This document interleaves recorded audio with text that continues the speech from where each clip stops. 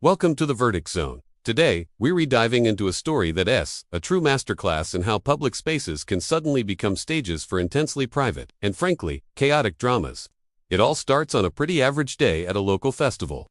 Picture the scene. The sun is setting, there's a low hum of chatter and music in the air. I'm just hanging out, nursing a drink, doing what a lot of us do at these things, people watching. It's a simple pleasure, just observing the world go by. Seeing all the different characters that make up a community gathering. My attention gets completely captured by a fire performer. She was incredible. The way she moved with the flames, the patterns she created in the twilight. It was mesmerizing.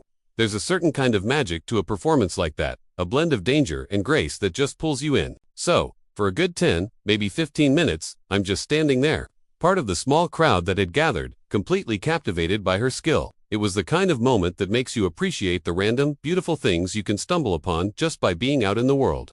The performance was the highlight of my evening so far. A small, perfect pocket of entertainment in the middle of a bustling festival. Little did I know, this simple act of watching, of appreciating a public performance, was the first domino to fall in a bizarre and unsettling chain of events. I was just an anonymous face in the crowd, or so I thought. The reality, as I would soon find out, was something else entirely. After her set finished, the crowd applauded and started to disperse. As she was packing up her equipment, I walked over.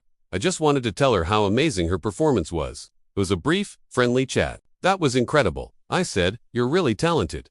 She smiled, thanked me, and we exchanged a few more pleasantries about the festival and the weather. It was the kind of normal, polite interaction you have with a performer or an artist whose work you admire. It lasted maybe 5 minutes, tops. No big deal. Nothing more than a simple, human connection. Then we said our goodbyes. She went back to her work, and I continued my wandering through the festival grounds, completely unaware that my brief conversation had been watched, recorded, and wildly misinterpreted by someone else. I was completely oblivious that I had just gained an audience of one, an audience with a very active and destructive imagination.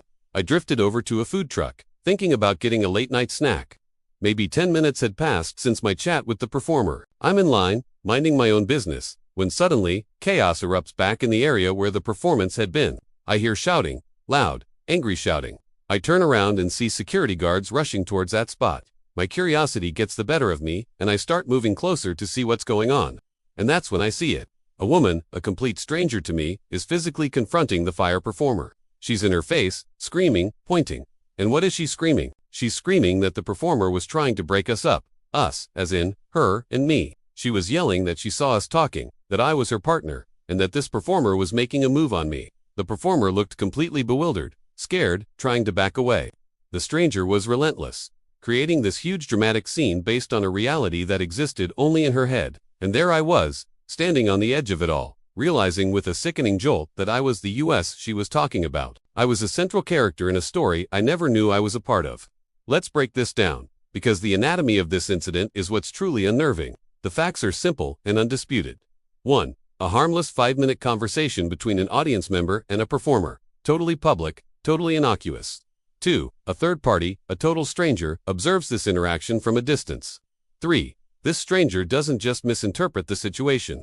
She constructs an entire, detailed, fictional narrative around it. In her mind, she and I were a couple, and this performer was a homewrecker. 4. Based on this complete fabrication, she then commits a targeted physical and verbal assault. This wasn't just a misunderstanding. This was the creation and violent enforcement of a delusion. I was cast in a role the cheating partner without my knowledge or consent. The fire performer was cast as the villain, and the stranger, she cast herself as the wronged victim, the hero of her own tragic play. She wasn't just watching, she was storyboarding, casting, and directing a drama using real people as her unwilling actors. The speed and conviction with which she built this reality from nothing is, frankly, terrifying. She saw a blank canvas and painted a masterpiece of paranoia, and then she tried to make the real world conform to her painting. This whole experience forces us to ask a bigger, and I think a much more unsettling question. In today's world, where everyone has a camera and every public moment can be documented and interpreted, where do we draw the line between observing in public and becoming an unwilling participant in someone else's delusion? We all have to move through shared spaces. We walk down the street, we sit in parks, we go to festivals. We are constantly in the background of other people's lives, and they are in ours. But are we in any way responsible for the stories that strangers decide to write about us in their own heads? When does their internal monologue, their personal fiction, cross the line and violate our reality? This wasn't about my data being stolen or my photo being used without permission. This was about my very identity. my presence, being hijacked to serve a narrative I had no part in creating. It's a strange and modern form of violation. This isn't just some weird festival story to tell at parties. It's a stark illustration of the fragility of perception in public life. It touches on a fundamental question: who owns your narrative when you're just walking around? When you're simply existing in a public space, who gets to decide what your actions mean? In that moment, that stranger decided my friendly chat was an act of infidelity. She didn't just have an opinion.